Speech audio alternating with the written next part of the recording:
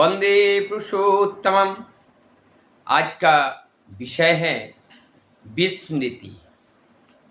विस्मृति को जब हम विश्लेषण करते हैं तो विशेष रूप से स्मृति, विशेष रूप से स्मरण रखने वाली बातें को विस्मृति कहा जाता है। एक तरह से ये चेतना है और वो चेतना के माध्यम से हम दिन रात जो कार्य करते हैं वो हमारी स्मृति में रहती हैं, यानी कि चेतना में रहती हैं। एक चीज देखिए, विस्मृति ये परम पिता का दया का दान है और ये दान अगर नहीं होते तो हम अपने को जान नहीं पाते, समझ नहीं पाते, परिस्थितियों को भाप नहीं पाते। कुछ चीजें आज भी हमारे चेतन जगत में नहीं हैं। जैसे मैं जब सो जाता हूं तब सोने के बाद घटित होने वाले हमारे चारों ओर वो हमारी स्मृति में नहीं रहती है। जब हम जगे रहते हैं हमारे सामने घटित होती हैं, लेकिन उसमें जब हमारा मन संलिप्त रहती है तब जाकर के वो हमारी स्मृति में रहती हैं और उसमें से कालांतर में कुछ ना कुछ हम भूलते चले जाते हैं, जिसका छाप सबसे ज्यादा वही याद रहती हैं। इसमें हमारी इस जीवन के वर्तमान, भूत और भविष्य 3 काल है। तो भूत, वर्तमान, भूत, भविष्य। वर्तमान में हमारी शरीर धारण करके हम जो आज आपसे वार्तालाप कर रहे हैं, लेकिन इसके पूर्व जन्म में हम कहाँ थे? क्या हमारी चेतना में है? वो चेतना के परे है, वो हमारी चेतना में नहीं है। इसके बाद हम कहाँ जाएंगे? यह हमारी चेतना में है या हमारी चेतना में नहीं है? तो हमारी चेतना में क्या है? वर्तमान के कुछ अंश हमारे चेतन में रहता है। रात दिन 24 घंटे का होता है, 12 घंटे दिन, 12 घंटे रात। रात में हम सोते हैं और उससे पहले दिन हमसे किया गया जो कार्य है उसमें से अनेक कार्य हम भूल जाते हैं। कुछ इंपॉर्टेंस जिनके साथ हम ज्यादा समय बिताया या ज्यादा हम चिंतन में रहे वो हमारी मेमोरी में रहती हैं, वो हमारी स्मृति में रहती हैं, और नहीं तो इससे एक्सिस में जो है वो हम भूल जाते हैं।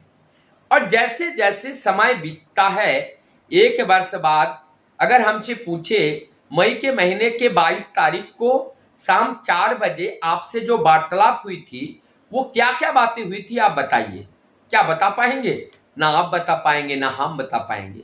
यदि वो बहुत यादगार वाला बात नहीं है या यादगार मोमेंट नहीं है तो हमें वो स्मृति में नहीं रहती हैं।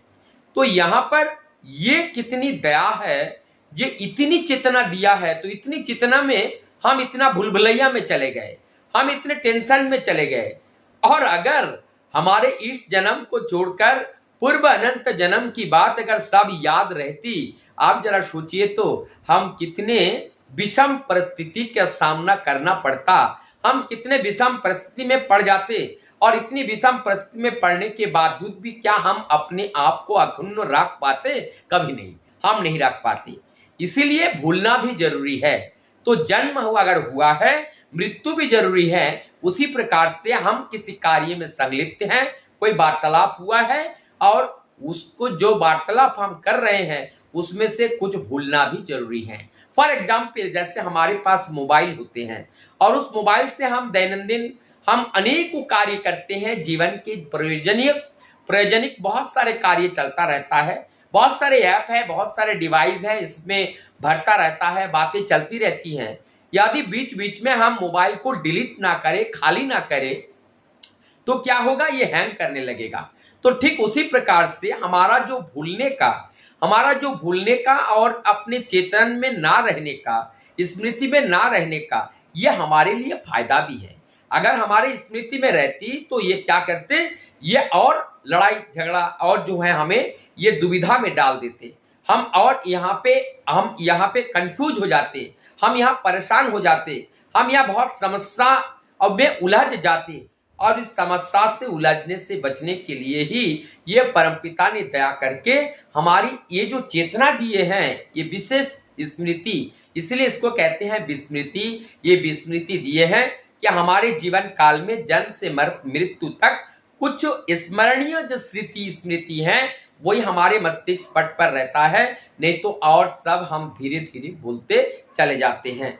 तो जन्म से मृत्यु तक की ये जीवन काल का जो यात्रा है और उसमें जो स्मृतिवाही चेतना है, जो परम पिता का दिया हुआ जो सत्य है, उस चेतना को, वो चेतना अमर है, अजर है। और वही अगर हम एक शब्द में बोले, वही चेतना रूपी जो ऊर्जा पुंज है, वही ऊर्जा पुंज का निरंतर प्रवाहमान होकर के हमारे संतान संतति में प्रवेश करते हैं। इसीलिए जनरेशन बाय जनरेशन इसकी यात्रा चलती रहती है। परमदयाल श्री ठाकुर जी कहते हैं, यही हमारी जीवन वृद्धि निरंतरम स्मृति चिदयते। हमारी जो जीवन है निरंतर वृद्धि के पथ पर चलती रहती है।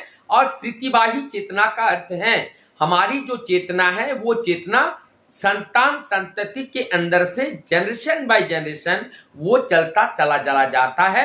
इसका कहीं पे कोई अवरोध नहीं, कोई रुकावट नहीं होती है।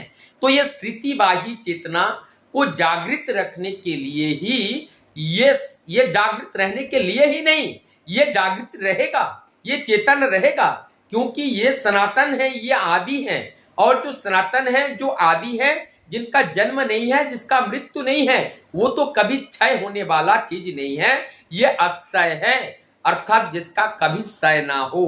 तो ये जो स्मृति है, स्मृतिवाही चेतना, सब हमारी चेतन में रहती हैं, लेकिन अवचेतन अवस्था में पड़ी रहती हैं। समय आने पर ये चेतना भी हमारे पास आ जाती है। साधना के आधार पर, जिसे स्पिरिचुअल कहा जाता है, आध्यात्मिकता कहा जाता है। आध्यात्मिकता का अर्थ ही होता है आदि वस्तु को जानना, मूल बात को जानना, मूल सत्य को जानना, मूल स्वरूप को जानना, यही है आध्यात्मिकता। जिस दिन हम मूल सत्य को जान जाते हैं, और मूल सत्य को जानने के लिए हमारी जो इंद्रिय है, इस इंद्रिय को शार्प करना पड़ेगा और इसको अतीन्द्रिय में कन्वर्ट करना पड़ेगा, तब वास्तव में हम उस चेतन जगत में पहुंच पाएंगे। जब जितनी चेतन जगत में हम पहुंचते हैं, हमारी जो विस्मृति है वो उतनी विस्तार पे जाते हैं, और तब धीरे धीरे हम वर्तमान भूत भविष्य तीनों कालों को हम देख पाते हैं। ये हमारी निद्रा दैनंदिन निद्रा है, जो हम रात में सो जाते हैं, दिन में जगते हैं, ये दैनंदिन निद्रा है। और एक निद्रा है जिसमें होते हैं काल निद्रा, और काल निद्रा का मतलब है जब ये शरीर संपूर्ण रूप से त्याग करके इस शरीर के अंदर जो उपस्थित चेतना है किसी दूसरे शरीर में जाकर के प्रवेश करते हैं। और ये शरीर त्यागने के साथ साथ ये शरीर के अंदर जो क्रियाकलाप हुआ वो दूसरे शरीर वालों को पता नहीं चलता है, क्योंकि ये काल निद्रा में समाहित हो जाते हैं। ऐसा काल निद्रा से अपने आप को जगाने के लिए साधना के बल पर हमारी इंद्रिय को अतीन्द्रिय में तब्दील करना पड़ेगा, और उस सूक्ष्म चेतना को समझना पड़ेगा, तब जाकर के हम वर्तमान भूत भविष्य को जान पाते हैं। हम कौन है ये भी जान पाते हैं, हम कहाँ जाएंगे ये भी जान पाते हैं, हम क्या करना चाहिए और क्या हमें करना है, ये सब चीज हम जान जाते हैं। वंदे पुरुषोत्तम।